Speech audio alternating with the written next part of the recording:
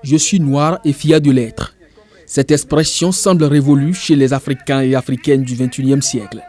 Copier l'Occident sous toute sa forme, y compris celle de la couleur, reste le souci majeur et les moyens colossaux sont engagés pour cette fin. La dépigmentation est un problème de santé publique et les acteurs tirent la sonnette d'alarme. Il y a plusieurs études qui ont été menées au Bénin sur des populations cibles et la pratique de la dépigmentation s'étend de 25 à 77% dans ces populations cibles.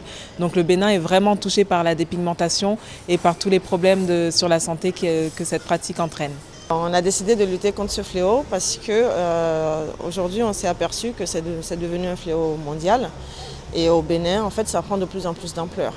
On nous a interpellés, par exemple, par rapport aux étudiants ou aux élèves qui commencent à se dépigmenter très très tôt. En Côte d'Ivoire, des mesures sont prises pour interdire l'utilisation des produits qui contribuent à la dépigmentation. Comme ce pays, le Bénin est frappé par le phénomène.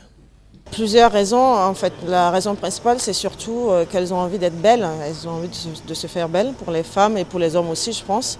Et aussi, en fait, il y a des spécialistes qui pensent que ça vient de la période précoloniale, en fait. L'hydroquinone est un agent éclaircissant qui, au-delà de 2%, a un effet décapant et dangereux. Mais les adolescents et dans une moindre mesure, les adultes l'utilisent sur le continent pour des buts bien visés ou par ignorance dans certains cas. La dépigmentation a de graves conséquences sur la santé. Il y a des conséquences dermatologiques et aussi systémiques, c'est-à-dire générales.